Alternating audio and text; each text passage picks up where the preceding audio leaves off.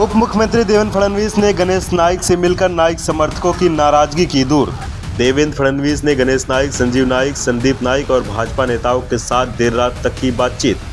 सोमवार को मुख्यमंत्री एकनाथ शिंदे और उप मुख्यमंत्री देवेंद्र फडणवीस मुंबई और उपनगरों में घूम रहे थे और पार्टी कार्यकर्ताओं को संबोधित कर उम्मीदवारों के चयन और सहयोगियों के साथ न चलने पर भड़के गुस्से को शांत कर रहे थे। शिंदे ने चुनाव कार्य में ढिलाई बरतने वालों को चेतावनी देने में कोई कसर नहीं छोड़ी। फडणवीस ने नाइक के बेटे और पूर्व सांसद संजीव नाइक को थाने से टिकट न दिए जाने के बाद उनकी भावनाओं को शांत करने के लिए एरोली के विधायक गणेश नाइक और उनके समर्थकों से शाम को मुलाकात की। नाइक के समर्थकों ने पार्टी पदाधिकारी सहित पिछले गुरुवार को शिवसेना के नरेश मस्के को महायुति उम्मीदवार के रूप में नामित किए जाने के बाद भाजपा से सामूहिक रूप से इस्तीफा दे दिया था।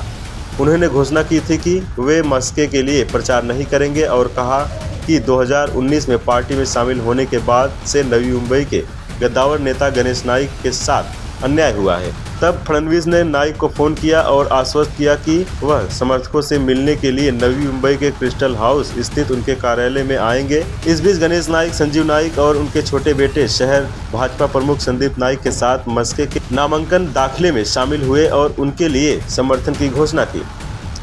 इस बारे में अधिक जानकारी नवी मुंबई बीजेपी जिला अध्यक्ष संदीप नाइक ने कहा कि नवी मुंबई में कोई नाराजगी नहीं है। हम फिर से तीसरी बार नरेंद्र मोदी को प्रधानमंत्री बनाना चाहते हैं। सब मिलकर चुनाव प्रचार करेंगे।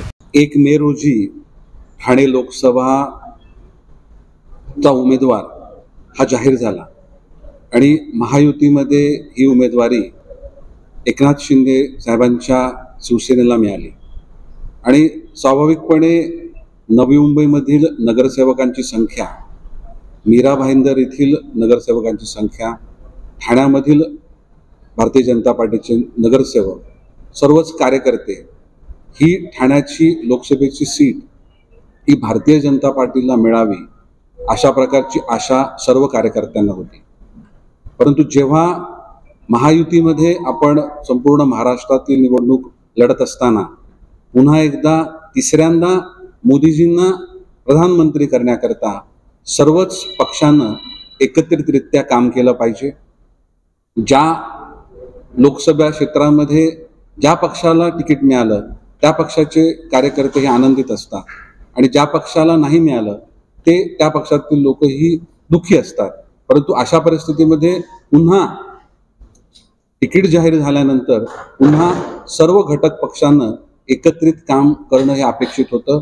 1 मेला ठाणे लोकसभेची घोषणा झाल्यानंतर सर्व कार्यकर्त्यांना आपण मार्गदर्शन करावं आणि महायुतीच्या उमेदवाराला, ठाणे लोकसभेचे महायुतीचे उमेदवार नरेशजी मस्के यांना बहुमतानं विजयी करण्याकरता आदरणीय गणेशजी नाईक साहेबांच्या मार्गदर्शनाखाली कार्यकर्त्यांची बैठक झाली। त्यावेळेस परिस्थिती आहे, परंतु आहे ती परिस्थिती आपण स्वीकारून मोदीजींना तिसऱ्यांदा पंतप्रधान करण्याकरता आपण सगळ्यांना एक दिलानं जोमाला कामाला लागलं पाहिजे।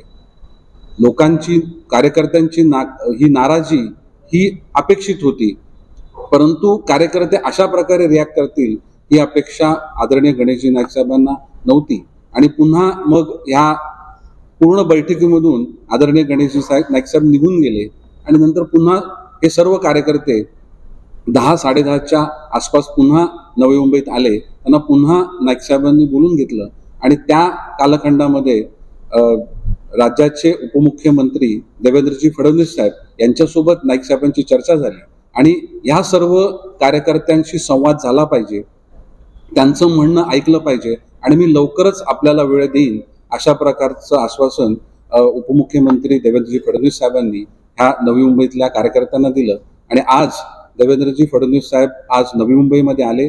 मी मनापासून फडणवीस साहेबांचा आभार व्यक्त करतो। संपूर्ण महाराष्ट्राची प्रचाराची धुरा त्यांच्या खांद्यावर आहे। किंबहुना राज्याबाहेर देखील प्रचार सुरू असताना नवी मुंबईतील कार्यकर्त्यांच्या भावना समजण्याकरता त्यांनी जो वेळ दिला त्यांचं आम्ही संपूर्ण नवी मुंबईतील भारतीय जनता पार्टीचे कार्यकर्ते हे त्यांचे आभारी आहेत आणि नक्कीच नवी मुंबईच्या विकासामध्ये कुठेही बाधा येणार नाही, कोणताही इंटरफेरन्स असणार नाही। विकासाचं राजकारण, समाजकारण केलं जाईल असं सर्व गोष्टी देवेंद्र फडणवीस साहेबांनी सर्व माजी नगरसेवक कार्यकर्त्यांना आश्वासित केले।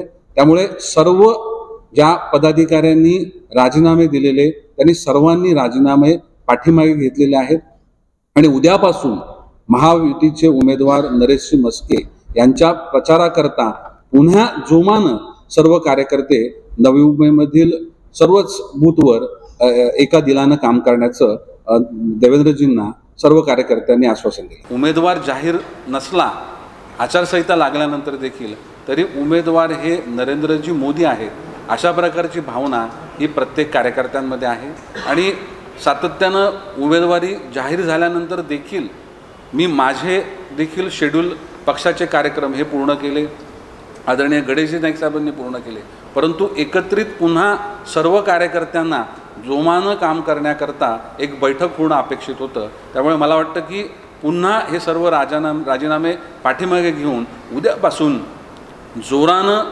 महायुतीच्या प्रचाराला संपूर्ण भारतीय जनता पार्टीचे कार्यकर्ते हे उद्यापासून लागतील। नवी मुंबईचा विकास हा चांगल्या पद्धतीनं झालेला आहे। नवी मुंबई शहर हे सर्वच विषयांमध्ये हे एक वेगळं स्तर निर्माण केलेलं शहर आहे।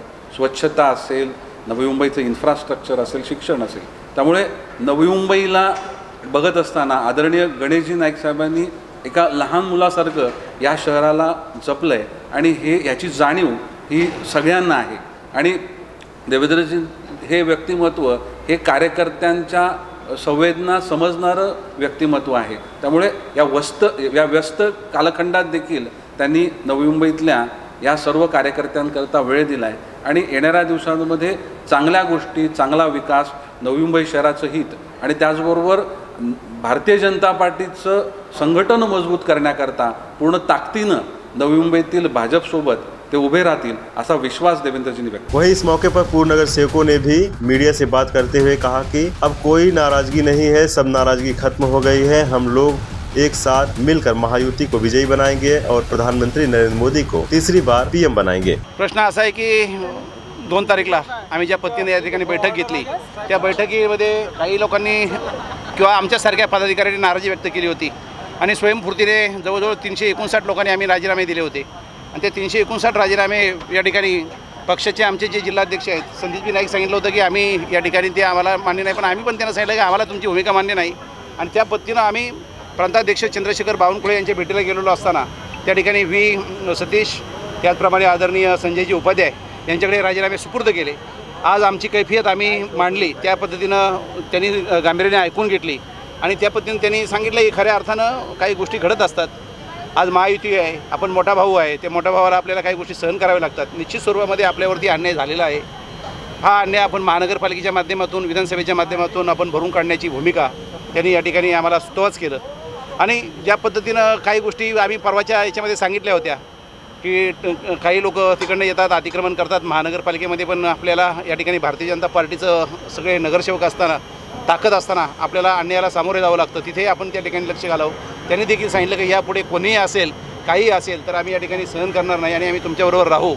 आणि दुसरी एक आनंदाची बाब म्हणजे की आमच्या सहकारी माझ्या भाऊच्या वाडीच्या नगरसेविका ज्या सातत्यानं चांगलं काम सभागृहात आमच्याबरोबर केलेलं आहे त्या मीरा पाटील आज त्यांच्या सहकुशीनं आज त्यांनी भारतीय जनता पार्टीमध्ये आदरणीय देवेंद्रजी फडणवीस यांच्या नेतृत्वाखाली यांच्या शुभास्ते आदरणीय गणेशजी नाईक साहेब यांच्या शुभास्ते आणि पक्षाचे सगळे पदाधिकारीची जिल्हाध्यक्ष संदीपजी नाईक, संजीवजी नाईक, सागर नाईक आणि आम्ही सगळ्यांच्या उपस्थितीमध्ये त्यांनी या ठिकाणी प्रवेश केला। मी त्या निरूळ भागातील एक महत्त्वाचा पदाधिकारी म्हणून मी त्यांचं मनापासून स्वागत करतो आणि निश्चित स्वरूपामध्ये भारतीय जनता पार्टीची आणि निरूळ परिसरामध्ये आदरणीय मीरा पाटील यांच्या प्रवेशानं फार मोठी ताकद वाढली असं म्हटलं तरी काही वावगं ठरणार नाही। त्यांचं त्या ठिकाणी देखील आम्ही स्वागत केलं आणि आता देखील आपल्या सगळ्यांच्या साक्षीने मी त्यांचं स्वागत करतो। 100% नाराजी दूर करण्याचा प्रयत्न त्यांनी केला। नाराजी कशी असते, पक्षाच्या भूमिकेसाठी जी नाराजी असते, पक्ष टिकवण्यासाठी नाराजी असते, पक्ष टिकवण्यासाठी त्यांनी आम्हाला या ठिकाणी काही गोष्टी सांगितल्या, सगळ्याच गोष्टी या ठिकाणी सांगायच्या नसतात, परंतु निश्चित स्वरूपामध्ये या ठिकाणी आज सर्व नवी मुंबईतील जुने, नवीन आणि भारतीय जनता पार्टीचे निष्ठावंत पदाधिकारी या ठिकाणी सगळे उपस्थित होते आणि सगळ्यांनी त्या ठिकाणी देखील आज आम्ही दोघा ठिकाणीच भूमिका मांडली आणि ती भूमिका देवेंद्रजी फडणवीस यांनी मांडली. प्रचारामध्ये सहभागी कधी होणार नाईक परिवार आपण? आम्ही परवापासून सहभागी आहे प्रचारामध्ये. सगळे सहभागी होऊ आणि 400 पार आपकी बार 400 पारचा हा जो नारा आहे आदरणीय पंतप्रधान नरेंद्रजी मोदी यांचा, त्यासाठी आम्ही प्रचार स्वतंत्र असणार आहे की फक्त संयुक्तरित्या असणार आहे. संयुक्तरित्या आमच्यावरती जबाबदारी असेल, नाईक साहेबांवरती जबाबदारी असेल आणि ती विधानसभेच्या मतदारसंघानुसार आम्ही पार पाडण्याचा प्रयत्न करू. म्हणजे शिवसेना नेत्यांना न घेता असा प्रचार? नाही, संयुक्तरित्या सगळे आम्ही एकत्र असणार. आमचं समाधान पहिल्यापासून झालेलं आहे. गेले 4 महिने झाले आम्ही हेच काम करतोय. आम्ही काही नाराजी केलेली नाही. आम्ही आमची भावना व्यक्त केल्या होत्या. भावना व्यक्त करायला प्रत्येकाला अधिकार असतो आणि त्या भावना आमच्या आज आम्हाला समजून आल्या आहेत की आमचा उमेदवार आमच्या मनातला होता तो बदली झालेला आहे, परंतु तो युतीचाच उमेदवार आहे आणि आम्हाला मोदी साहेबांना निवडून द्यायचं एवढंच बस. आमचं मोदी साहेबांना निवडून द्यायचं आहे. मोदी साहेबांना पुन्हा एकदा तिसऱ्यांदा पंतप्रधान करण्याकरता आम्ही आमच्या उमेदवार बरोबर असणार. वीडियो जर्नलिस्ट मुसाई साहब, पंकज बेनवंशी की रिपोर्ट, आवाज टुडे, नवी मुंबई.